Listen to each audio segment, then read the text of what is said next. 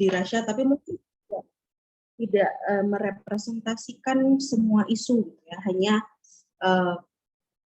bagaimana geopolitik, gitu ya, geopolitik bermain di dalam perang di antara Ukraina dengan Rusia itu tadi. Dan tadi ada yang salah satu dari teman-teman semua itu mengatakan ada yang namanya NATO expansion, ya. Jadi sebenarnya ini kayak mengulang apa yang terjadi di Perang Dingin sebenarnya. Ya, bagaimana kekuatan tarik-menarik antara blok Barat dengan blok Timur itu terlihat sekali di konflik yang sekarang terjadi, gitu, yang sekarang terjadi antara Ukraina dengan Rusia. Juga salah satunya di-trigger atau memantik, gitu ya, dipantik gitu oleh keanggotaan NATO yang semakin tahun semakin banyak dan semakin mendekati Rusia, gitu ya, dan bahkan nanti kita akan lihat. Jadi karena ini geopolitik, mungkin nanti akan saya kasih kayak gambar-gambar berupa peta. Kenapa, gitu ya? Yang namanya geopolitik itu mungkin bagi teman-teman yang sudah ikut perkuliahan geopolitik ataupun sedang menempuh geopolitik, intinya adalah bagaimana sebenarnya kondisi geografis, baik itu daratan, udara, ataupun apapun itu ya kondisinya, gitu ya, termasuk sumber daya alam, memiliki pengaruh terhadap politik, budaya, ekonomi sebuah negara, dan bagaimana menata hubungan antar negara, ya. Terkait dengan wilayah, terkait dengan bagaimana sebuah negara atau sebuah entitas itu mencoba untuk unjuk kekuatan, ya, terhadap wilayahnya, kemudian juga mempertahankan wilayahnya. Jadi benar-benar geography oriented politics, istilahnya seperti itu, ya. Jadi mungkin nanti gambar-gambarnya banyak berkaitan dengan peta, gitu ya, Rusia mana, Ukraina mana, NATO mana, kemudian negara-negara ex USSR atau Uni Soviet bagaimana, dan bagaimana itu akhirnya menjadi konflik antara Ukraina dengan Rusia yang sekarang, gitu ya. Nah, mungkin saya share sedikit aja. Nah, ini tadi, gitu ya, yang tadi saya ceritakan bahwa sebenarnya udah dari abad ke-18, ya. Dulu namanya Poltava, ya, tahun 1709 itu udah dihitung sebagai abad ke-18, di mana sekarang itu adalah namanya Ukraine, ya. Dan tadi yang saya bilang ada gerakan Rusifikasi, ya, dari Catherine the Great. Kemudian setelah berubah jadi USSR, ya, Ukraina itu adalah wilayah pertama sebenarnya yang dijadikan wilayah Uni Soviet selain Rusia dan Siberia, gitu. Ukraina adalah wilayah pertama yang dijadikan wilayah atau kekuasaan di bawah Uni Soviet, ya, tahun 1921. Sempat sebelum itu Ukraina memerdekakan diri, ya, setelah Rusia digulingkan, kekaisaran Rusia digulingkan oleh revolusi sosial, ya, oleh Lenin, gitu ya. Ada kayak goncangan politik di badan kekaisaran Rusia itu sendiri, sehingga Ukraina dia memanfaatkan, gitu ya, memanfaatkan celah di sana untuk memerdekakan diri. Tapi kemudian di bawah Stalin, ya, tahun 1921 Ukraina ditarik kembali, gitu ya. Dan Stalin pun menggunakan cara yang sama, gitu ya, seperti Catherine the Great. Mereka melakukan Rusifikasi, bahasa Ukraina dilarang, kebudayaan Ukraina dilarang, dan banyak orang-orang Rusia yang berimigrasi ke Ukraina. Ya, jadi memang kalau mau dilihat perang antara Ukraina dengan Rusia bukan hanya permasalahan dua negara, tapi juga sebenarnya bagaimana ada internal politics, internal culture, di Ukraina sendiri yang akibat dari Rusifikasi itu menjadi terpecah belah, bisa dibilang seperti itu. Kalau mau dilihat sebenarnya peta politiknya Ukraina itu sangat kentara di tahun 2014 sebenarnya, ketika Presiden Viktor Yanukovych ya, dia terpilih menjadi presiden di Ukraina. Itu benar-benar kelihatan banget gitu, mana yang pro Rusia, mana yang pro Eropa. Ukraina sebagai negara independen dan menganggap diri mereka adalah bagian dari Eropa, bukan Rusia. Jadi kelihatan banget perbedaannya, dan tiga wilayah yang diperebutkan ya, yaitu Crimea, Donetsk dengan kok saya lupa namanya, mungkin ada yang bisa bantu, satu lagi yang menjadi holdernya pemberontak, saya lupa satu lagi wilayahnya, Luhan ya kalau nggak salah nama ininya ya. Jadi tiga itu stronghold orang-orang yang memang pro Rusia, dan 75% penduduknya itu berbahasa Rusia. Ya, jadi kalau semakin ke barat ya, kayak Kiev, kemudian semakin ke barat lagi, proporsi yang berbahasa Rusia hanya 25%, atau bahkan semakin ke barat hanya 5% orang Ukraina yang berbahasa Rusia. Jadi dividernya itu secara kultural juga dari internal Ukraina juga cukup besar gitu ya. Ada yang pro Rusia dengan pro Eropa gitu ya. Nah, kemudian perang dingin, dan ini yang memperparah lagi gitu ya.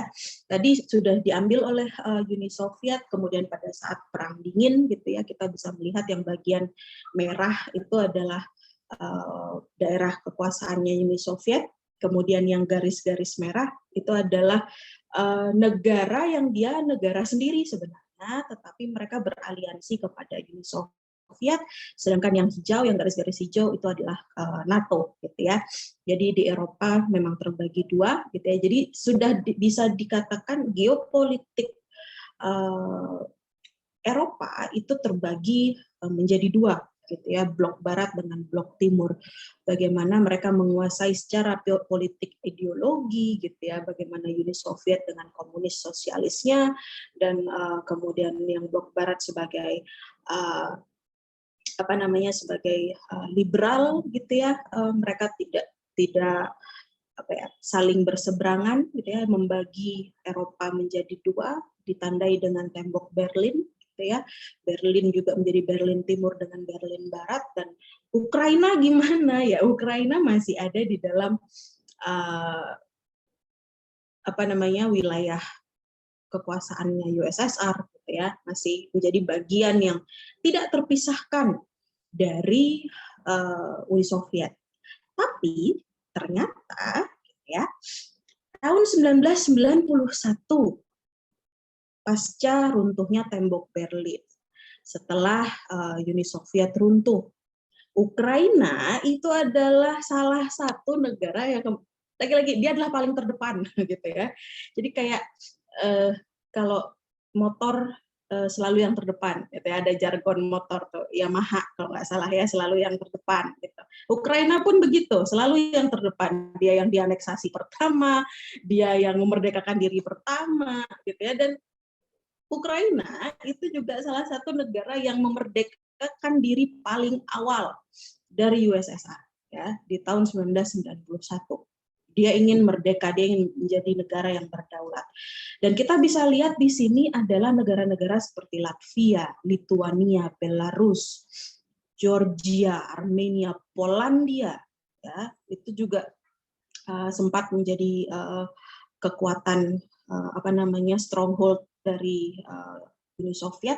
Kenapa saya tampilkan ini? Karena nanti ini terkait dengan ekspansinya NATO. Ya, ketika perang dingin selesai, Pakta Warsawa bubar.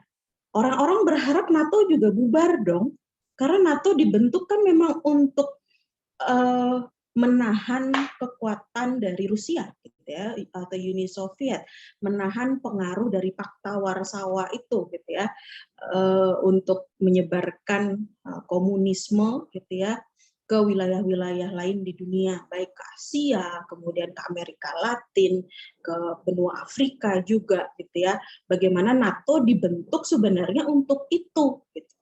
Nah, logikanya kan ketika Pakta Warsawa bubar bersama dengan Uni Soviet, NATO udah nggak ada tujuan, ya kan? NATO udah nggak ada purpose-nya, udah hilang sebenarnya, ya kan? Tujuan utama dari NATO untuk mencegah penyebaran komunisme oleh Uni Soviet udah nggak ada, gitu. Tapi nyatanya NATO masih berdiri sampai sekarang.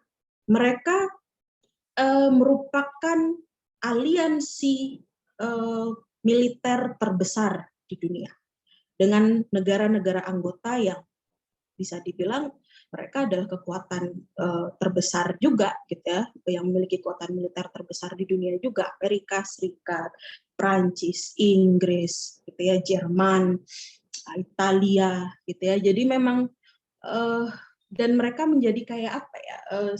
Ya, salah satunya adalah ya partnernya PBB, gitu ya, partnernya UN dalam misi-misi perdamaian ataupun misi intervensi kemanusiaan, militer segala macam seperti itu. Kemudian mereka juga akhirnya punya ada yang namanya Article 5, gitu ya. Article 5 ya mereka untuk keamanan, ya keamanannya siapa? Anggota NATO, di mana Article 5 itu bilang, Article 5-nya NATO bilang bahwa serangan terhadap salah satu anggota NATO itu adalah serangan bagi seluruh anggota. Jadi ketika ada salah satu negara yang diserang, artinya apa? Seluruh negara NATO akan mengerahkan kekuatan militernya untuk entah itu mendeklarasikan perang ataupun membalas, istilahnya seperti itu, kepada si penyerang. Ya, jadi mereka benar-benar kayak geng apa ya, geng negara-negara dengan militer yang kuat, gitu. Siapa sih yang berani sama NATO kecuali Rusia? Kenapa Rusia berani? Rusia sampai sekarang tercatat sebagai pemilik hulu ledak nuklir terbesar di dunia. Ada sekitar 6 ribuan hulu ledak nuklir yang masih dimiliki oleh Rusia. Amerika Serikat nomor 2, sekitar 5 ribuan. Jadi sekitar 1.000 hulu ledak nuklir di bawahnya Rusia. Tapi Rusia masih paling besar. Dan sekali lagi, siapa sih yang berani macam-macam juga sama Rusia? Gitu loh. Jadi kayak yang, oke, ada NATO, ada Rusia, tapi juga mereka apa ya, NATO masih menganggap Rusia itu sebagai rival. Ya, kalau mau dilihat dari kayak politik luar negerinya Amerika Serikat, Rusia itu selalu dianggap sebagai ya rival, gitu ya, Russian spy atau apa. Ketika Donald Trump itu apa ya, mendeklarasikan diri dekat dengan Putin, ya, itu dianggap sebagai salah satu aib, gitu ya, dianggap sebagai salah satu ya Rusia menginfiltrasi, gitu ya, pemerintahannya Amerika Serikat. Jadi rivalitas antara Amerika Serikat, Eropa dengan Rusia itu sebenarnya belum tuntas, gitu ya, apalagi dengan profilnya Putin yang ya teman-teman mungkin either you love him or you hate him, gitu loh. Jadi bagi sebagian orang Putin itu bisa apa ya, karismanya gede, gitu ya. Banyak orang-orang Indonesia yang suka dengan Putin, gitu ya, mengidolakan lah, bisa dibilang seperti itu. Dan apa ya, yaitu tadi saya bilang, either you love him or hate him, ya. Jadi kayak yang Putin punya kekuatan untuk bisa bilang apa ya, bisa menggerakkan simpati masyarakat sedemikian rupa, gitu. Entah karena kamu nggak suka Amerika Serikat sehingga kamu simpati dengan Putin, atau mungkin juga dengan apa ya, kebijakan-kebijakan yang dianggap apa ya, keras, brutal, but maybe necessary, gitu ya, tapi dibutuhkan, ya, karena banyak yang mengidolakan dia karena itu, gitu ya. Tapi memang Putin itu bisa dibilang dia dari mantan KGB, ya, mantan salah satu organisasi espionase rahasia lah segala macam, kayak macam BIN-nya Indonesia, tapi ini Rusia, jadi levelnya mungkin bisa lebih tinggi daripada BIN gitu ya. Jadi dia salah satu anggota KGB dulu, kemudian dia berpolitik, dan bahkan zamannya saya masih kuliah, ya mungkin Pak Agung juga gitu ya masih kuliah, ketika Perdana Menteri Rusia itu masih Dmitry Medvedev. Masih ingat Pak Agung? Medvedev, ya. Walaupun dia perdana menterinya, ya, presiden atau perdana menteri Dmitry Medvedev, tapi sebenarnya dia tuh bonekanya Putin. Gitu. Jadi dia dikontrol gitu loh, oleh Putin. Dan ada beberapa kali Medvedev pada saat saya kuliah, kapan ya, 2007 gitu ya, kayak saya buka-bukaan aja biar ya gap kita nggak kelihatan inilah ya, jadi kayak ya lumayan tua ternyata 2007 gitu. Jadi 2007 Medvedev itu jadi perdana menteri, ada beberapa kali dia mengeluarkan kebijakan yang kurang populer ya, bagi masyarakat Rusia gitu ya. Jadi sebelum Medvedev itu Putin, kemudian diganti Medvedev diturunkan, Putin lagi yang naik sampai sekarang. Jadi kayak yang oke, ini orang kekuatannya besar.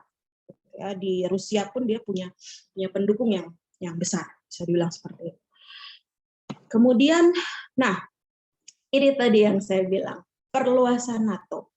Ya, Poland yang awalnya juga bagian dari Uni Soviet mulai masuk ke NATO.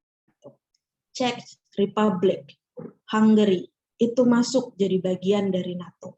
Ya, tahun 99. Tapi tidak berhenti sampai situ.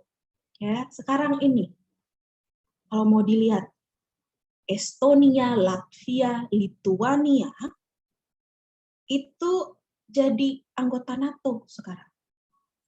Di mana NATO itu naruh basis militer di 3 negara ini. Dan ini berbatasan langsung dengan Rusia. Gimana nggak gerah Rusia? Negara tetangganya dijadikan basis militer untuk mengawasi dia. Dan itu negara tetangga dulu bekas bagian dari negara dia. Gimana nggak gerah? Ya. Kemudian ditambah perjalanan panjang Ukraina dan juga Georgia itu ngerayu NATO supaya mereka bisa masuk NATO. Ya. Tadi dari yang pertama tadi si Ukraina itu dari negara yang pertama kali aneksasi, pertama kali merdeka. Jadi kayak mereka tuh udah apa ya, disorot gitu loh oleh Rusia. Dan politik di mana Ukraina mereka ingin benar-benar yang independen, mereka merdeka berdaulat atas negaranya sendiri, itu benar-benar benar-benar kayak mau dibuktikan gitu ya, bahwa saya bisa lepas dari bayang-bayangnya Rusia. Tapi di tahun 2013 ya, kalau nggak salah di tahun 2013 Viktor Yanukovych itu maju sebagai presiden. Ya, di tahun 2013 sebelum itu usaha-usaha Ukraina itu adalah untuk bagaimana dia bergabung dengan NATO. Dan juga bagaimana dia juga berusaha untuk bergabung dengan EU. Tapi di tahun 2013 itu mereka istilahnya masih partnership, gitu ya. Mereka masih kerjasama, mereka mau kayak penjajakan gitu, masih PDKT dengan EU.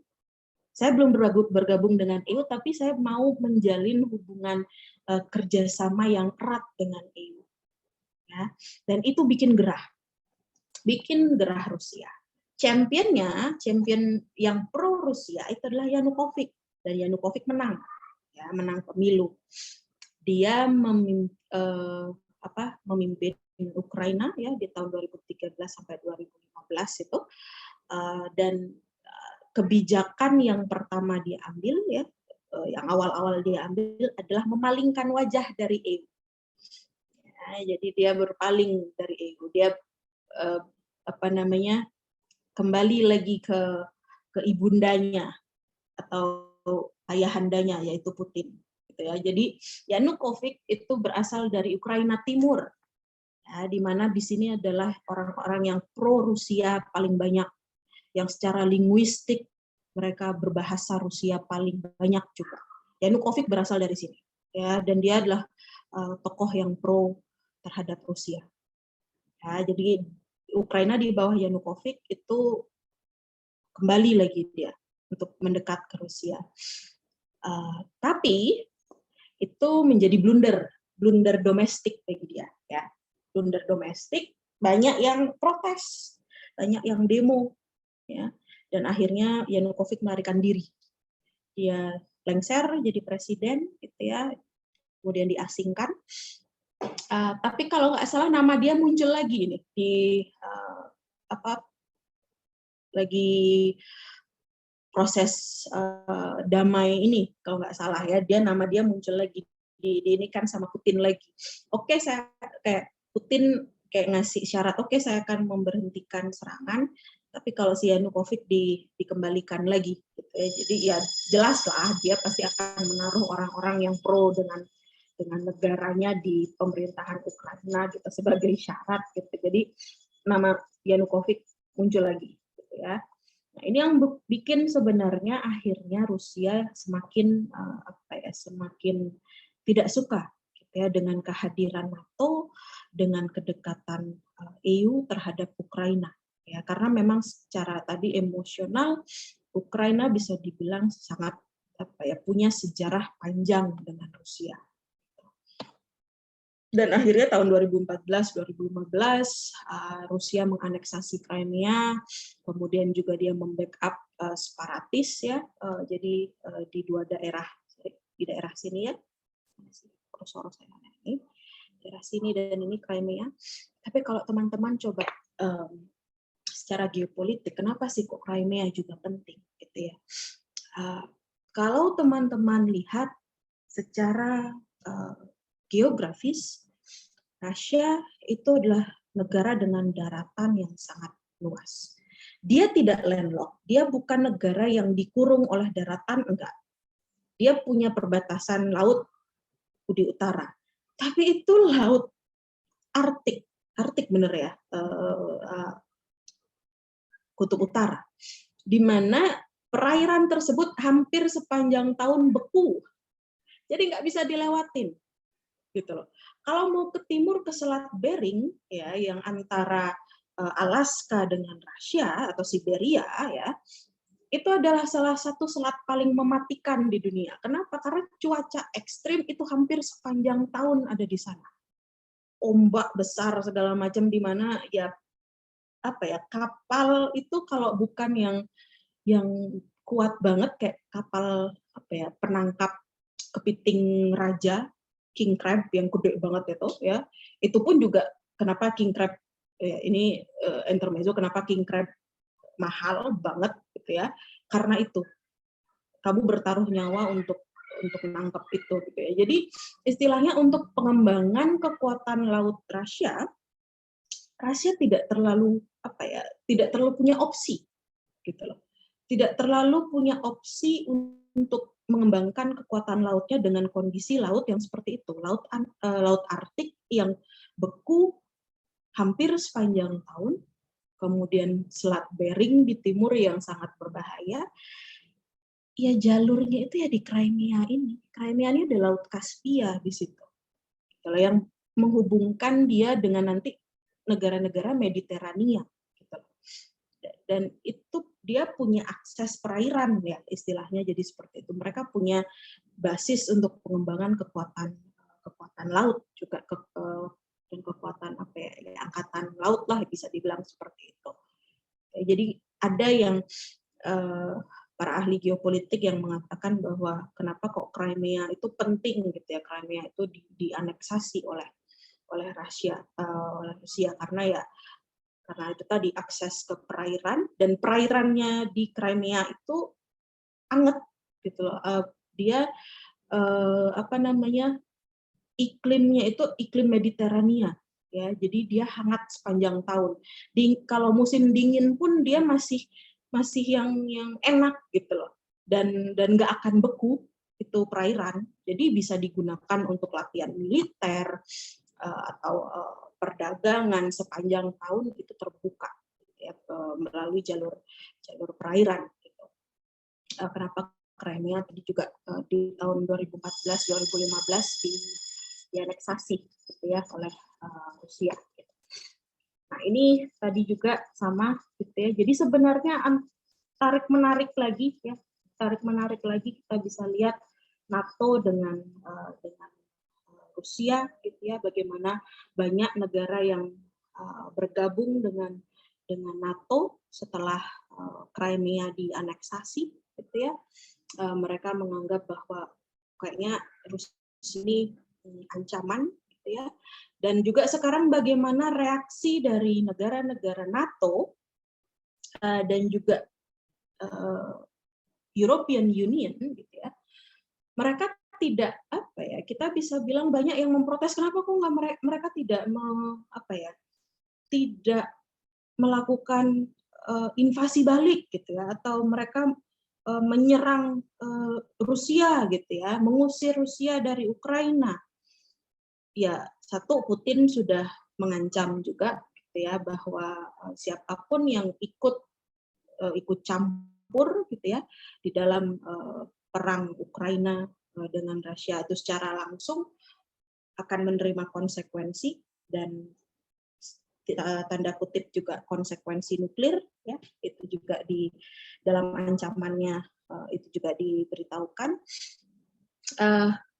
Kemudian tapi yang dilakukan oleh NATO dan EU, mereka juga menunjukkan bahwa mereka masih diperhitungkan ya sebagai kekuatan geopolitik di Eropa. Mereka melancarkan sanksi-sanksi ya terhadap Rusia, ingin melemahkan istilahnya gitu ya perekonomian Rusia, memboikot produk-produk Rusia, dan dan Rusia pun istilahnya sudah mulai dibicarakan gitu ya bahwa Uni Eropa itu mulai mengurangi konsumsi gas ya, pemakaian gas alam, karena memang gas alam yang dipakai di Eropa, di negara-negara Eropa itu berasal dari Rusia. Jadi memang beberapa dekade terakhir ini negara-negara di Uni Eropa memang bergantung pada impor gas alam. Tapi sebelum beberapa tahun belakangan ini mereka mulai rethink gitu ya. Jadi mereka mulai pelan-pelan ada yang namanya kayak energi independensi gitu ya. Ada pernah saya baca itu mereka mewacanakan itu gitu ya. Mungkin mereka sudah membaca gitu ya bahwa mereka tidak bisa selamanya bergantung pada gas dari Rusia kalau misalkan terjadi yang seperti ini.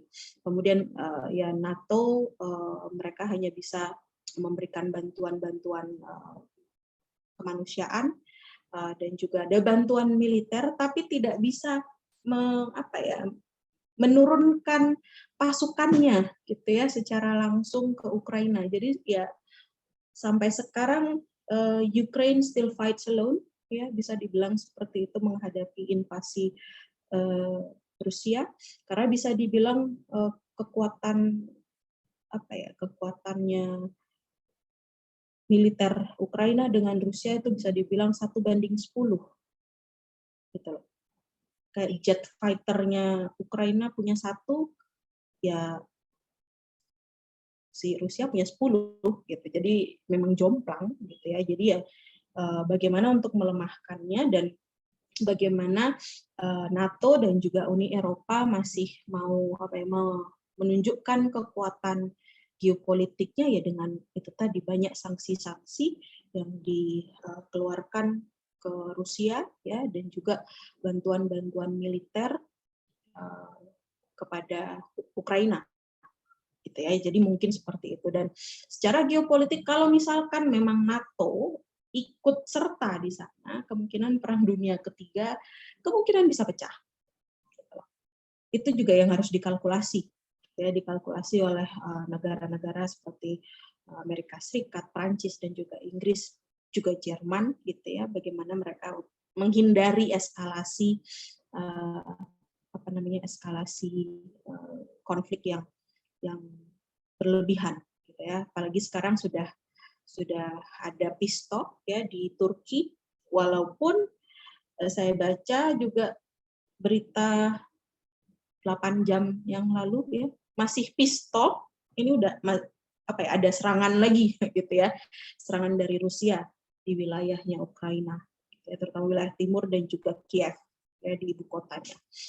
Jadi seperti itu kira-kira. Nah, ini yang tadi dibilang Mbak Arisa ya, 24 Februari 2022 Rusia menyerang dari berbagai sisi ya. Dari utara dia Belarus sebagai salah satu masih aliansinya Rusia gitu ya, mereka meluncurkan serangan dari Belarus juga gitu ya. Jadi mungkin itu yang bisa saya sampaikan. Semoga ini bisa menjadi pemantik diskusi dari teman-teman, jadi supaya informasi tidak hanya dari saya gitu ya, tapi juga dari teman-teman semua. Demikian, saya kembalikan lagi ke moderator, Mbak Arisa, silahkan. Ya, baik, terima kasih Ibu Maya atas pemaparannya. Jadi intinya memang ini sudah lama terjadi ya Ibu, dari abad ke-18. Nah, saya mau ke Pak Agung nih Pak. Kalau dari sisi Bapak sendiri nih Pak, menurut Bapak pandangan antara invasi Rusia ke Ukraina ini bagaimana Pak? Ya tadi kan sudah sampaikan Bu Maya tadi. Itu ada Mas Brad Pitt itu yang mungkin bisa menjawab. Tapi ini saya ingin menambahkan sedikit ya terkait dengan Rusia. Tadi sudah dipaparkan sama Bu Maya. Tapi saya lebih ke cenderung decision making theory ya, saya pakai itu ya.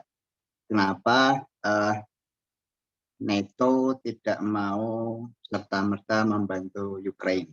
Itu tadi sudah dipaparkan sama Bu Maya, karena kalau mereka bergerak itu akan terjadi perang global ya, seperti itu. Tapi kalau lebih utama sih sebenarnya saya melihat, menganalisa, ini sebenarnya Putin sudah tahu. Putin sudah tahu bahwa NATO itu tidak akan bergerak. Karena dia pasti membaca tentang geopolitik dan lain sebagainya, situasi dan lain sebagainya. Kita lihat video sinkretik dari Putin. Karakter Putin itu dalam melakukan suatu invasi atau suatu penyerangan, dia pasti terukur. Seperti Crimea, ya kan? Crimea 2014.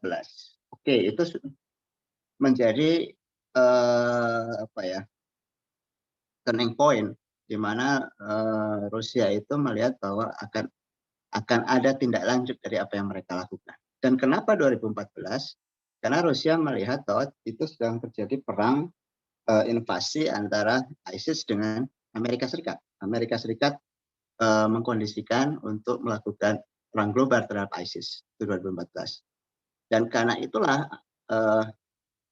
Putin menganggap bahwa Amerika nggak akan bergerak di sini karena mereka sudah terfokus oleh apa yang mereka lakukan antara perang di Afghanistan 2014. Nah, NATO itu secara tidak langsung itu pasti akan, bukan secara tidak langsung ya, itu pasti akan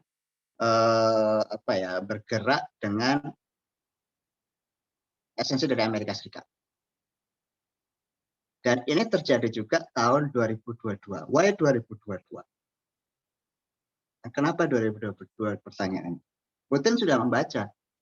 NATO tidak akan melakukan suatu gerakan ataupun defense terhadap Ukraina. Karena dia melihat bahwa sekarang terjadi global pandemic. Kenapa global pandemic? Karena global pandemic itu sangat berpengaruh dengan perekonomian negara-negara tersebut, terutama NATO. Dan NATO sebagai negara-negara di NATO pasti berpikir untuk melakukan suatu retaliation, pembalasan, atau dan istilahnya untuk ikut ambil bagian dalam perang itu. Demikian juga Amerika Serikat. Karena mereka sudah mengukur posisi negara tersebut dalam kalau ikut perang, imbasnya seperti apa, ya kan? Termasuk perekonomian nanti akan bagaimana. Nah, itu perlu dipertimbangkan juga, gitu kan. Nah, Putin sudah membaca itu. Dan yang dilakukan oleh negara-negara tersebut seperti Amerika, ya mereka melakukan alternatif yang sering dilakukan, embargo lah, sanksi lah, it's too common gitu. Nah, itu yang dilakukan karena di samping mereka nggak perlu mengeluarkan biaya untuk mengirim pasukan, deploy pasukan, mereka hanya membutuhkan mengendalikan organisasi internasional untuk mengepus Rusia. Itu dilakukan oleh Biden. Joe Biden melakukan itu dengan ya inilah Rusia itulah dan lain sebagainya. Dan negara-negara Uni Eropa terutama NATO ya mereka menganggap ya walaupun kalau pakai bahasa Jawanya ya kontrol dewe gitu ya diserang kayak gitu, tapi ya mereka juga mikir ini kita makan gimana nih gitu kan. Nah itu cara berpikir yang ini ya, cara berpikir yang penyederhanaan ya, pasti akan menimbang atas esensi itu. Tapi kalau itu sudah berkelanjutan, nah mereka kemudian akan melakukan bantuan. Nah itu tadi pasti bertahap. Dan yang bisa melakukan adalah yang bisa mengkondisikan situasi itu adalah isu human right. Hak asasi manusia, human right itu pasti apa ya yang mereka bawa nantinya akan muncul isu human right dan itu yang akan menggerakkan. Tapi kalau untuk defensif, untuk membela atau retaliation dan lain sebagainya, itu kita lihat sendiri kan Presiden Ukraina sampai marah-marah dan lain sebagainya. Mereka dia lakukan adalah melakukan apa namanya propaganda di media seperti yang beberapa waktu lalu saya lihat Ukraina melihat ada banyak sekali korban, padahal itu kan cuma aktor dan lain sebagainya. Itu yang dilakukan karena menganggap bahwa there is no help. Ada yang NATO ada mengirim pasukan, cuman ya itu mereka lebih cenderung ke apa ya, bukan sebagai elemen pokok dari bantuan NATO itu sendiri. Nah, Mr. Brad Pitt nih sudah komen nih, British aktor. Silakan, Mr. Brad Pitt.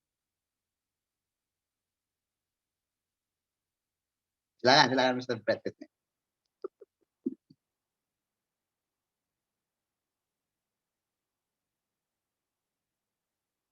Wah, hilang ini, udah.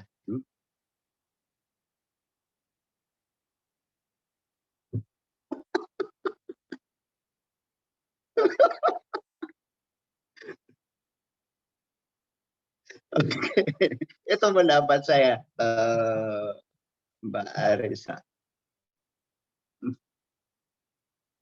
Baik Pak, terima kasih. Berarti di sini lebih ke arah faktor ekonomi ya Pak.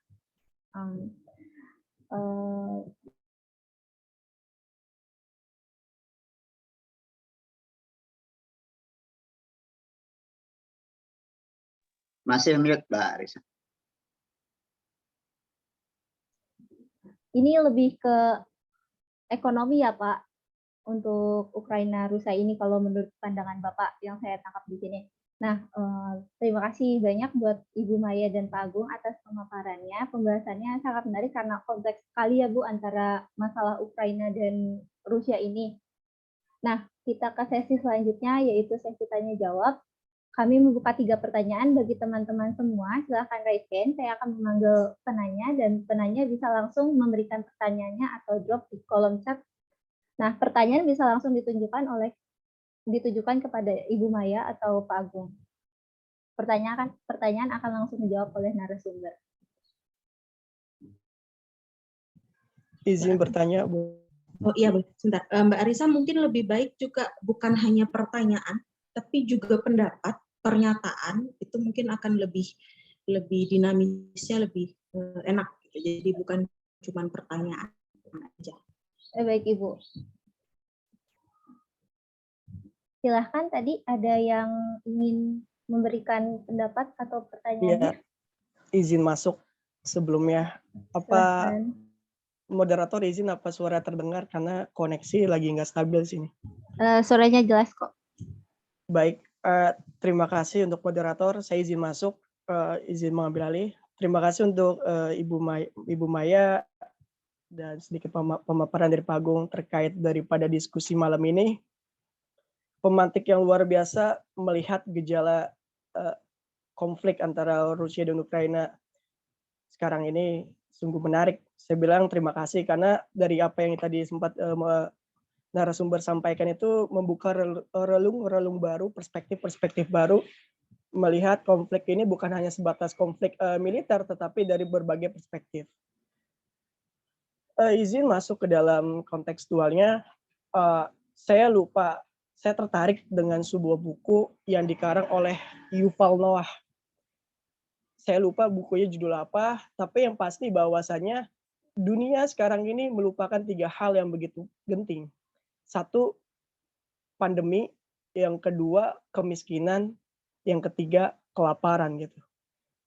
Kurang lebih seperti itu, dan efek bahwasannya mungkin kita juga pernah baca bahwasannya dari tahun berapa sampai sekarang ini hampir triliunan dolar itu keluar untuk dana perang, sedangkan butuh miliaran dolar untuk memperbaiki ekonomi dunia gitu, yang menunjukkan bagaimana kita sama-sama mendepankan daripada ego bukan hanya skala individu tetapi juga skala nasional kita.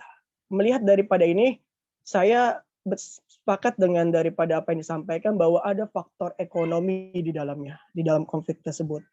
Lantas saya coba tidak ingin masuk ke dalam inti daripada apa sih dampaknya, tapi saya melihat daripada efek eksternalnya, Bu. Bahwasannya kita tahu bahwa semenjak kepemimpinan Donald Trump, hubungan antara Amerika dengan wilayah Eropa mengalami kerenggangan lah gitu. Namun hadirnya daripada konflik Rusia dan Ukraina ini justru menjadi kesempatan rekonsiliasi yang baru bagi negara-negara Eropa, khususnya negara-negara Eropa yang berorientasi pada pasar gitu. Maksud saya dari perkataan saya adalah dengan adanya perang Rusia dan Ukraina ini, maka semua mata itu tertuju pada Rusia yang dianggap sebagai negara yang menginvasi gitu. Sehingga entah media pers, entah apapun, penggiringan opini bahwasannya common enemy kita atau musuh umum kita, musuh bersama kita sekarang ini adalah Rusia. Hal inilah yang dimanfaatkan oleh negara-negara barat tadi yang berorientasi pada pasar itu untuk memperbaiki hubungannya dengan Amerika gitu.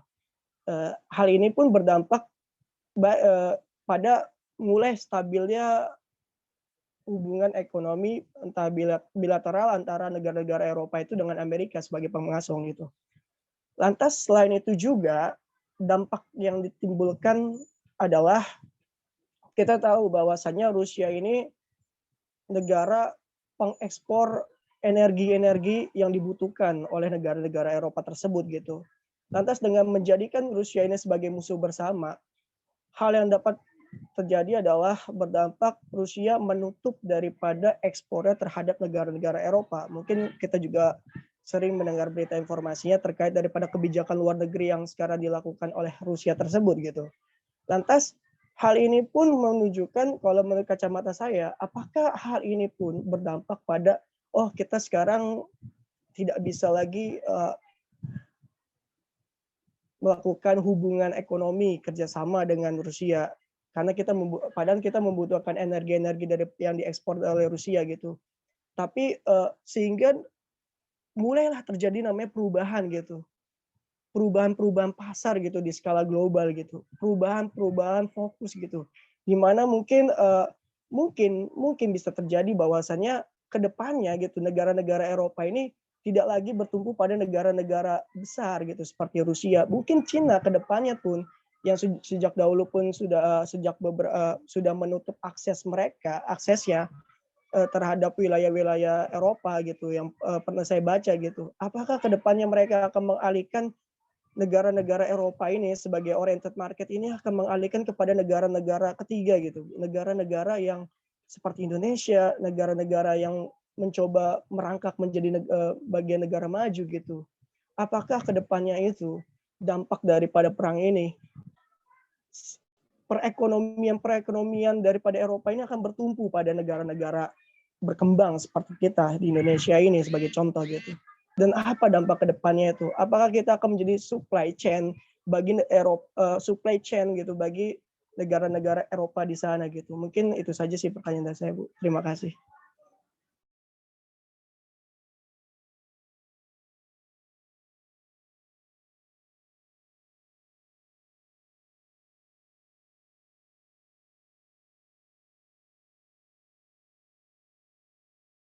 Langsung dijawab atau mau ada pertanyaan dulu, Mbak Arisa? Langsung dijawab saja, Ibu. Oke, silakan Pak Agung. Pak Agung langsung kaget. Saya suka Pak Agung. Enggak, Pak Agung. Wah, ini berasa ujian skripsi ini. Oke, sorry, tadi Mas Made ya. Kalau yang saya tangkap tadi ya, apakah negara berkembang itu akan menjadi emerging nation gitu ya untuk ke depan gitu ya, maksudnya ya terkait dengan apa yang terjadi saat ini gitu. Betul, Pak. Oke, saya coba ini ya, coba menganalisa ya. Kalau untuk menjadi negara yang dominan, dalam arti apa ini? Kalau dalam arti perdagangan, negara-negara berkembang itu sebenarnya sudah menjadi apa ya, supplier dari komoditas di negara-negara Eropa. Itu kita sudah banyak sekali menjadi negara pengekspor ya, seperti GPO ya, kelapa sawit dan lain sebagainya, walaupun ditentang di Eropa dan lain sebagainya, tapi kita udah banyak sekali mengimpor juga industri-industri dan lain sebagainya, itu banyak sekali dari negara berkembang. Cuman untuk ke depan kalau kita melihat bahwa esensi dari Uni Eropa itu sendiri kan mereka kan pasti membutuhkan sumber daya ya, membutuhkan sumber daya terkait dengan apa yang ada di Indonesia. Kalau kita di negara berkembang, kalau kita tarik ke belakang di abad ke-19, 18, mereka sudah melakukan itu. Mereka sudah melakukan itu dengan melakukan penjajahan kolonialisme di negara-negara seperti Indonesia dan banyak sekali negara-negara lain kan, untuk mengambil sumber daya itu. Nah, saya kembali lagi, kalau negara yang mempunyai sumber daya itu mempunyai bargaining power atau mereka punya value, ya kan, value of power dari mereka atas sumber daya yang ada, mengendalikan sumber daya yang ada, dan negara-negara tersebut mempunyai eksistensi yang kuat, saya rasa itu bisa terjadi. Karena supply and demand itu pasti akan berkelanjutan. Apalagi negara Eropa, negara dingin. Mereka membutuhkan rempah-rempah dan lain sebagainya untuk bagian dari penghangat yang ada di mereka.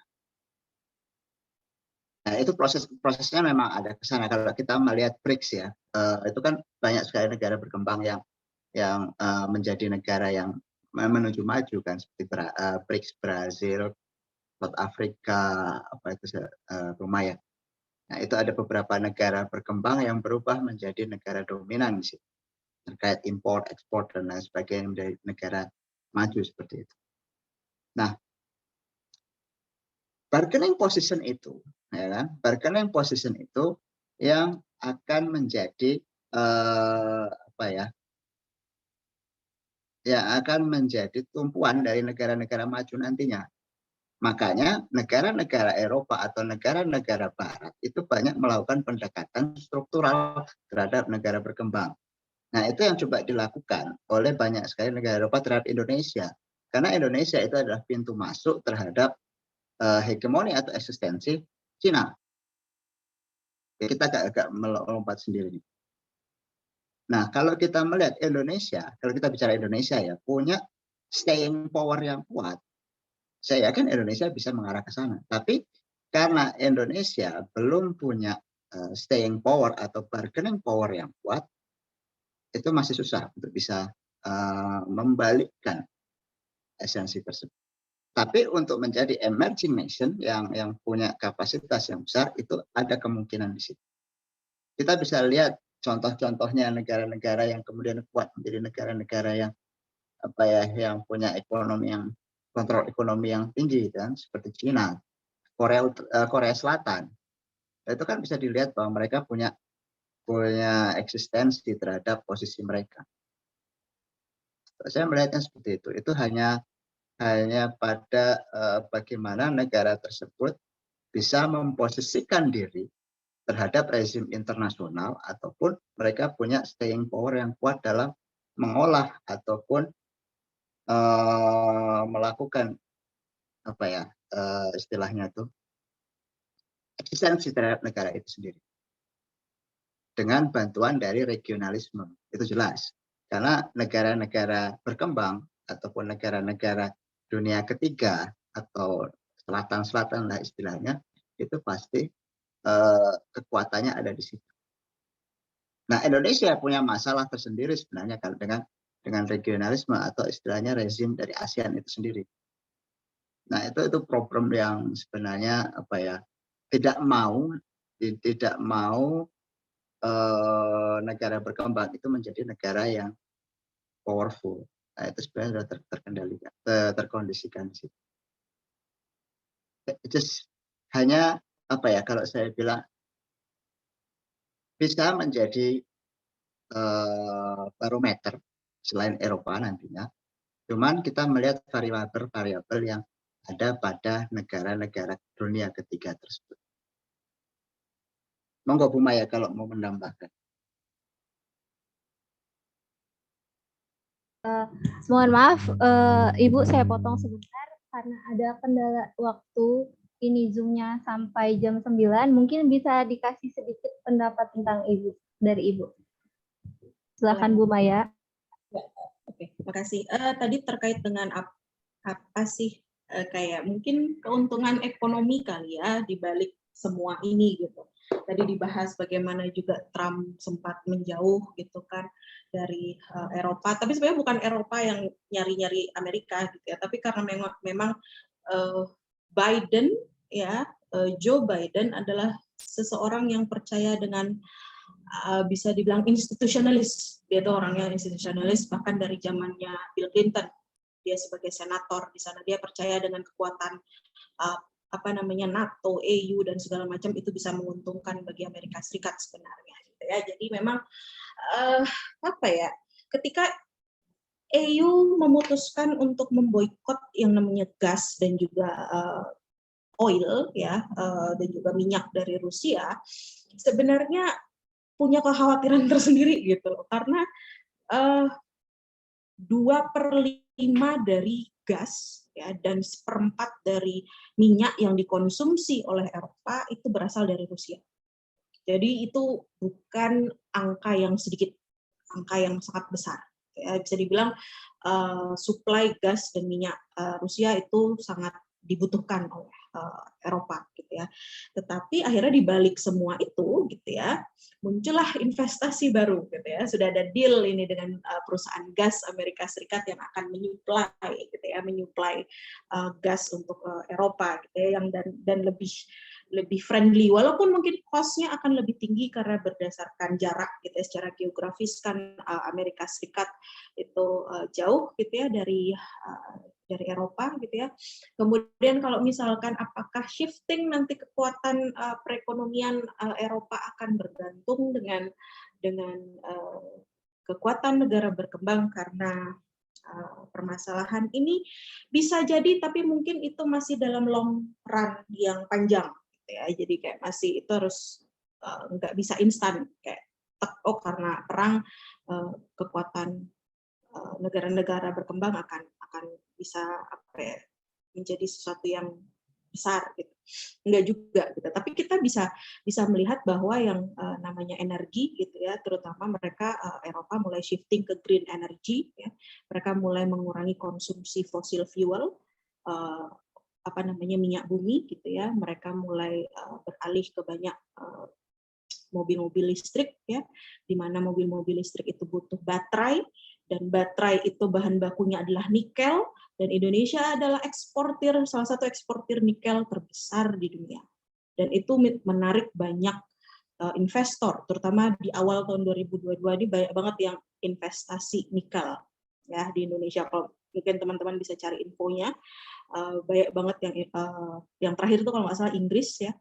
Inggris dia investasi besar-besaran di nikel karena itu tadi untuk bahan baku baterai mobil ya. Jadi kemungkinan mungkin bisa mengambil apa ya tadi itu di energi terbarukan, tapi kalau untuk oil dan juga gas kayaknya masih belum gitu ya untuk negara berkembang. Malah Indonesia baru 2 hari yang lalu ada berita Pertamina mempertimbangkan untuk beli minyak dari Rusia karena harganya murah, ya diboikot sih gitu kan, nggak ada yang beli gitu kan, pasarnya yang besar nggak jadi beli ya dimurahin kan sama dia. Nah Cina dan India udah melirik tuh, udah mau beli tuh. Nah Indonesia nih giliran 2 hari yang lalu Pertamina mau beli gitu karena minyaknya Rusia lagi murah gitu. Tapi ya itu juga harus dipertimbangkan dengan posisi Indonesia juga lagi G20 kayak jadi presiden G20 dia jadi sorotan gitu ya. Jangan sampai langkah kita beli minyak dari Rusia itu dianggap sebagai sesuatu yang mendukung perekonomian Rusia dan kemudian itu mendukung apa yang terjadi di Rusia dan juga Ukraina gitu. Jadi banyak pertimbangan sih kalau untuk yang itu. Silakan Mbak Arisa. Baik, terima kasih Ibu Maya dan terima kasih kepada Saudara Madi Ramadan atas pertanyaannya. Karena kita terkendala waktu, mohon maaf sekali diskusi hari ini kita tutup dulu. Nggak satu lagi, masih ada 10 menit loh, kasihan. Iya, kalau misalkan memang masih ada mau yang bertanya lagi, silahkan.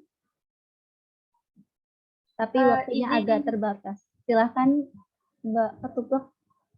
Masuk Arisa, karena masih ada waktu sedikit lagi ya, mungkin teman-teman yang lain masih ingin berpendapat lagi gitu, silahkan. Yang mau menambahkan pendapatnya gitu terkait apa yang sudah dibicarakan oleh Bu Maya dan Pak Agung dan apa yang sudah ditanyakan tadi oleh Saudara Madi ya, silahkan aja teman-teman. Udah cukup kalau dari saya segitu aja. Terima kasih Saudara Nida. Ada lagi yang ingin menambahkan pendapatnya atau ingin bertanya?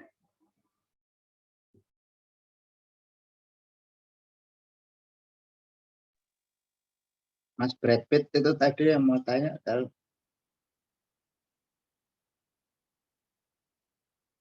Mas Brad Pitt silahkan. Bisa nanya lewat chat ya Pak. Oh ya, boleh. Mic-nya rusak katanya. Oke, ketelan kali mic-nya.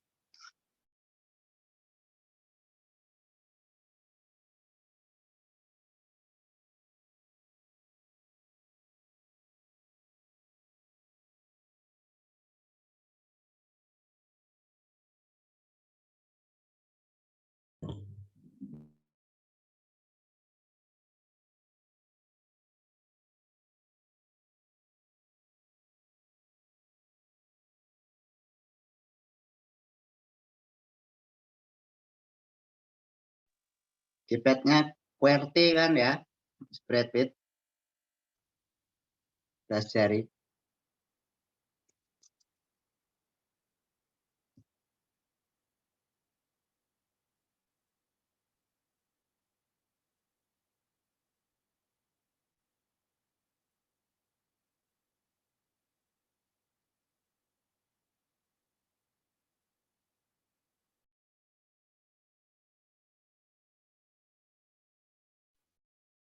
Mungkin sambil menunggu Mas Brad, ada yang ini nama aslinya siapa gitu Mas Brad. Ada yang mau kasih pertanyaan, monggo. Mumpung masih ada Pak Agung di sini. Itu matanya udah mulai ngantuk Pak Agung. Cuci muka Pak Agung.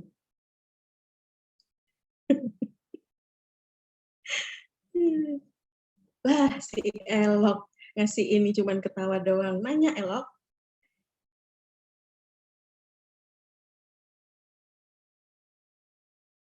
Oke, NATO bukan organisasi kemanusiaan. Masih ingat Serbia, Afghanistan, Irak, jangan sampai salah.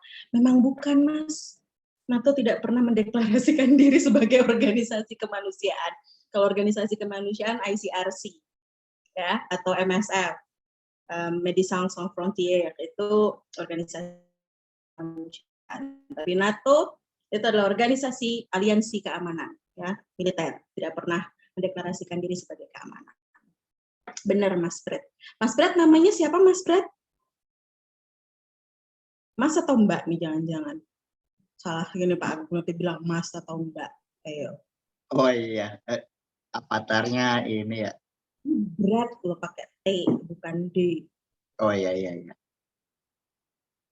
Nama Kalau asli bahasa, Mbak atau Mas? Mohon maaf. kalau bread itu bahasa Jawa itu celananya sobek. Bread.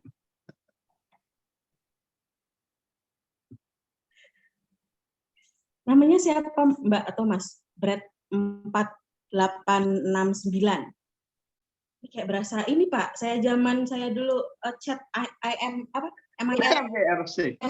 MIRC. Oh, ini teman-teman kayak belum tahu yang namanya MIRC ini. Ya, zaman dulu ketika tidak ada WhatsApp, masih warnet masih bertebaran di mana-mana. Windows bukan lagi Windows 10 tapi MS-DOS ya. Ini nama-nama apa? Nama akunnya begitu tuh. Ini kayak jebol capsule ini. Walah.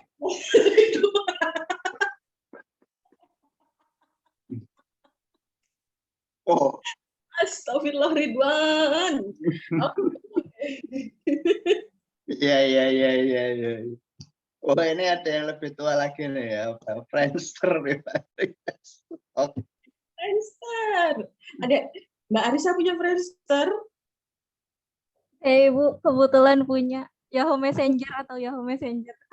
Wow, Anda kelahiran berapa atau juga Anda tua kalau masih punya itu? Misterius memang ternyata saudara Ridwan. Mas Ridwan, halo Mas Ridwan. Wah, ini. Besok bimbingan jangan lupa loh ya. Ya monggo, saya kembalikan lagi daripada saya sama Pak Agung dagelan di sini. Baik, terima kasih untuk Bu Maya dan Pak Agung atas pemaparannya dan untuk Mas Brad. Karena kita terkendala waktu, jadi mohon maaf teman-teman, diskusi hari ini harus saya tutup. Saya ucapkan terima kasih banyak kepada Bu Maya dan Pak Agung yang telah hadir di tengah-tengah kita memberikan materi yang luar biasa pada diskusi kali ini. Karena kita telah di penghujung acara, terima kasih kepada semuanya, teman-teman dan peserta yang telah hadir dari awal sampai akhir. Semoga mendapatkan ilmu yang bermanfaat bagi kita semua. Saya selaku moderator Ginter kali ini mewakili seluruh panitia yang bertugas mengucapkan mohon maaf apabila ada salah kata dan perbuatan. Akhir kata, terima kasih. Wassalamualaikum warahmatullahi wabarakatuh. Waalaikumsalam. Terima kasih semuanya. Bu Maya. Terima kasih semuanya. Terima kasih Pak Agung. Terima kasih Mbak Arisa, Mbak Ida, Mas. Terima kasih Bu Maya, makasih Pak Agung. Terima kasih semua. Terima kasih semua. Di live ya.